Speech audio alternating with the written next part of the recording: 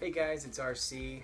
I got chapter 7, which is pediatric imaging, and one of the things that I think is very important in the chapter is knowing how to properly restrain a wayward child, so to speak.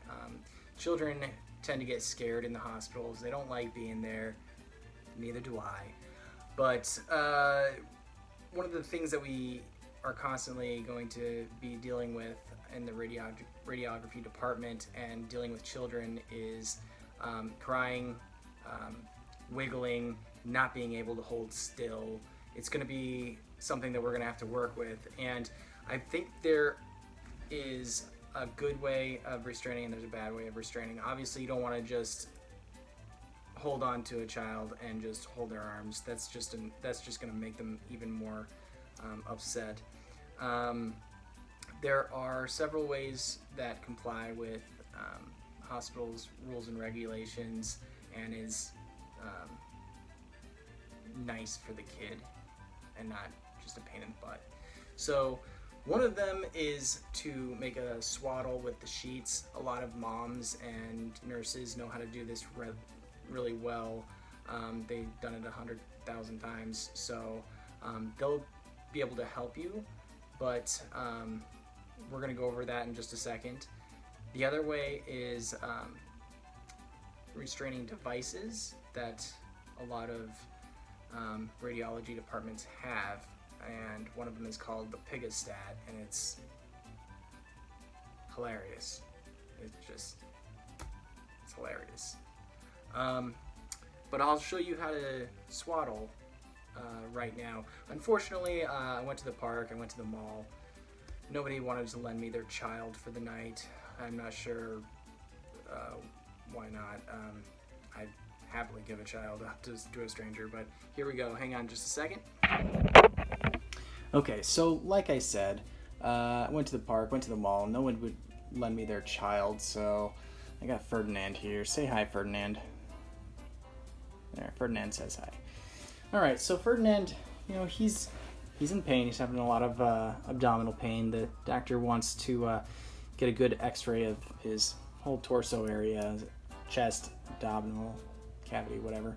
But he's angry. He's mad at mom that he's there, and I don't blame him. So we're going to swaddle him. We're going to take a sheet here, fold it hot dog style, then hamburger style, and then corner to corner, make a triangles type situation, okay? Then we're going to take one end of the sheet over one arm and under that arm. A lot of people like to fold it under. Depends on the person. All right, we're going to take the bottom of the sheet, fold it over, and that kind of restrains the feet there. We're going to take the other side there over that arm, and then tuck it under, and there you go. So there you go. You have Ferdinand here. He's all papoosed up in his swaddle, and some would say that the children end up looking like a burrito when they are in a swaddle. Now, it is very important, and I can't stress this enough, do not eat the children. A lot of people think it's okay. It's not. You'll get reprimanded heavily. So the other immobilization device that I talked about is called the Pigg-O-Stat, and it's a very popular device. You're going to see it a lot in a lot of departments throughout your career, and it looks like a medieval torture device, and not only will it be a little eerie for the children, but it also will probably be a little scary for the parents of the children because of what it does to their child. Here is a little montage for your viewing pleasure. Look at that. So good, so good.